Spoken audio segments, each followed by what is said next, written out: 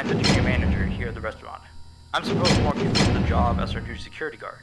From your resume, I can tell that you're already a well-experienced guard. But, you know, it's protocol, so I have to walk you through the basics anyway. So, let's get started.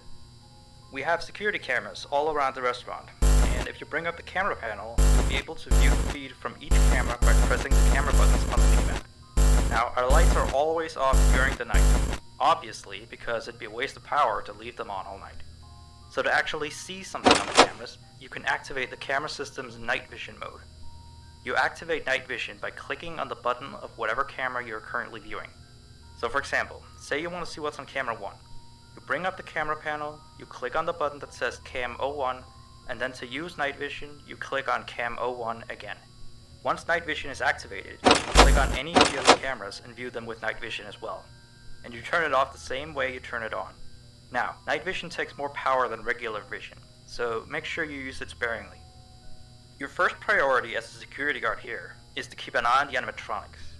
Those are really expensive machines, and we do not want them stolen. And you keep an eye on them through the cameras.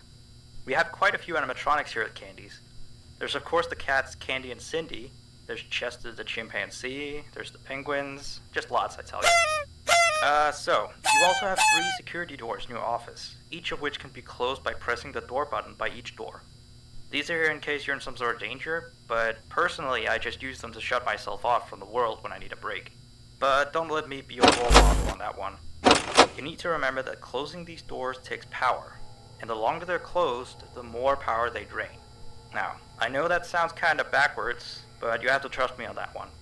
I think it's something about the doors having an automatic fail-safe feature in case the power gets cut off, you know, so they open up if there's no more power.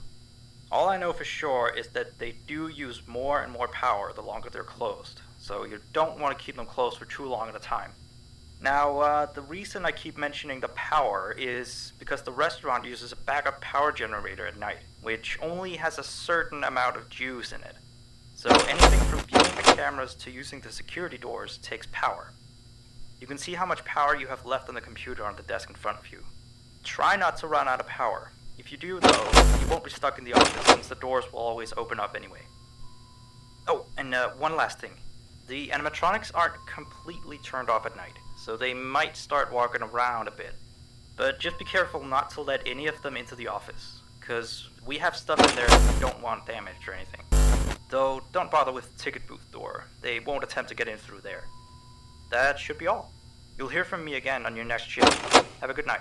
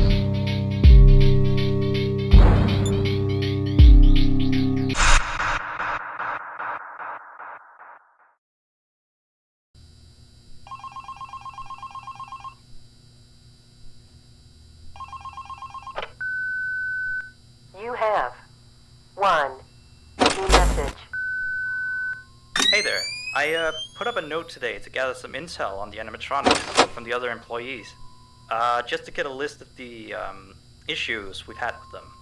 They've written down some stuff here for you, so let's see. Alright, so obviously the animatronics walk around at night, you know that by now. They try to get to places they shouldn't be. Yep. They act weird after dark. Yep. They don't like adults. I mean, I suppose. They always seem nice around children. Around us employees, they just kinda stare at you. I always thought that you had to be coded to interact with anyone other than children. But some of the other employees have felt threatened by them now and then. But I know that some of them are also superstitious morons.